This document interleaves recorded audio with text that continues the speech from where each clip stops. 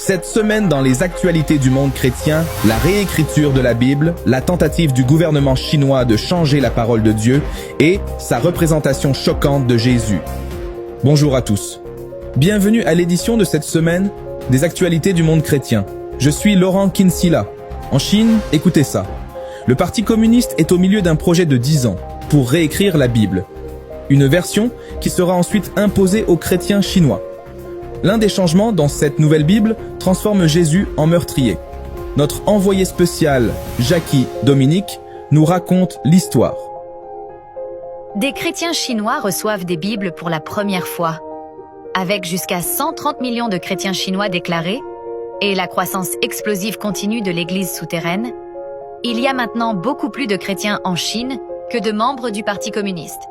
La persécution des chrétiens par le gouvernement chinois n'a fait qu'entraîner une croissance encore plus importante de l'Église, amenant le Parti communiste à cibler maintenant la Bible elle-même, avec ceux qu'il appelle une mise à jour, avec des valeurs socialistes et la suppression des passages qui ne reflètent pas les croyances communistes.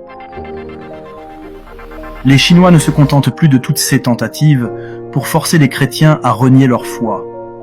Alors maintenant, ils sont passés à un niveau où ils essaient de réécrire les Écritures, de les confondre et de les empêcher de devenir chrétiens.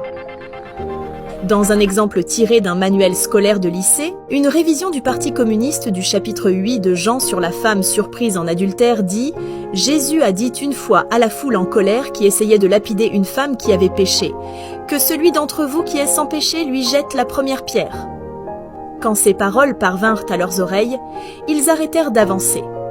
Quand tout le monde fut parti, Jésus lapida lui-même la femme et dit « Je suis aussi un pécheur. » Nous avons vu l'escalade. Les Bibles pour enfants sont totalement interdites et toutes les applications bibliques ont été retirées de force de toutes les boutiques d'applications de commerce électronique. Des millions d'enfants chrétiens chinois ont été forcés de signer un formulaire renonçant publiquement à leur foi. L'enjeu pour le Parti communiste chinois est le contrôle. Il s'agit toujours de contrôle, et il voit l'Évangile, il voit le message chrétien comme quelque chose qui enlèverait le contrôle au Parti communiste. Donc cette nouvelle traduction socialiste de la Bible n'est qu'une étape de plus pour le Parti communiste chinois dans sa tentative de contrôler l'Église et de récupérer réellement le christianisme comme moyen de contrôler le peuple et de l'aider à servir les intérêts du parti. Mais un pasteur chinois aurait déclaré « Les dirigeants ont choisi un ennemi qui ne peut jamais être emprisonné. Ils sont condamnés à perdre. »